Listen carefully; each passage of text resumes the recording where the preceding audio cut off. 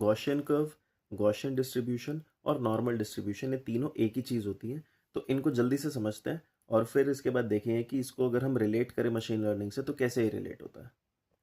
मान लो आपने एक पब का डेटा लिया। पब होता है ना जहाँ पे डांस वगैरह करते हैं।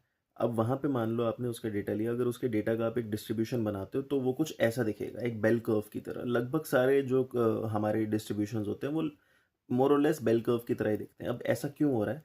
इसमें अगर आप ध्यान से देखो तो इसका जो सेंटर है वो एक पीक पॉइंट है, यानी कि वहाँ पे सबसे ज़्यादा नंबर ऑफ एंट्रीज आएंगी। अब इसको ऐसा समझते हैं, पब में मैक्सिमम जो एज होती है वो किसके आसपास होती है? 30, 40 और 20।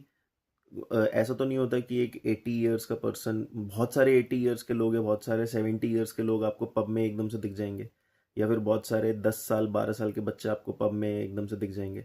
तो ये जो एज है ये मिडल की एज है, यानी कि जो एंट्रीज आपके पास आने वाली है, जो डेटा आने वाला है, उसमें मिडल की एज वाले जो लोग हैं वो ज़्यादा होने वाले हैं।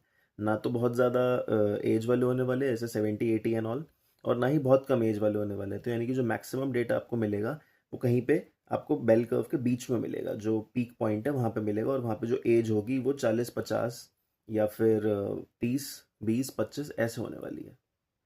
तो इससे आपको ये पता चलता है कि आपका डेटा जो है वो किस तरीके से फैला हुआ है।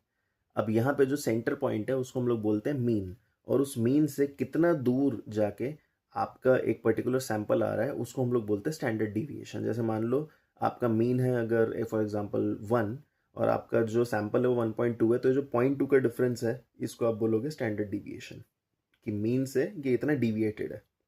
जनरली क्या होता है, एक रूल फॉलो होता है कि 1 स्टैंडर्ड डिविएशन के बीच में, यानी इस मीन से 1 स्टैंडर्ड डिविएशन इधर और इधर, इसमें आपका लगभग 68% डेटा आ जाता है। और 2 स्टैंडर्ड डिविएशन में, यानी 2 स्टैंडर्ड डिविएशन इधर और 2 स्टैंडर्ड डिविएशन इधर, आपका लगभग 100% डेटा आ जाता है। जो इसके बाहर जाता है उसको हम लोग आउटलायर बोल देते हैं।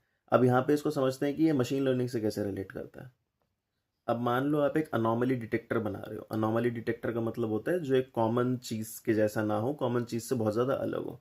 जैसे मान लो अगर आप एक ऐसा डिटेक्टर बना रहे हो जहाँ पे आपको सिर्फ एनिमल्स की ही फोटोज आनी चाहिए, एक विजन वाला कोई एमएल मॉडल आप बना रहे हो, तो एनिमल्स की फ़ोटो के अलावा अगर कोई और फोटो आ जाती है तो वो हो गया अनोमली।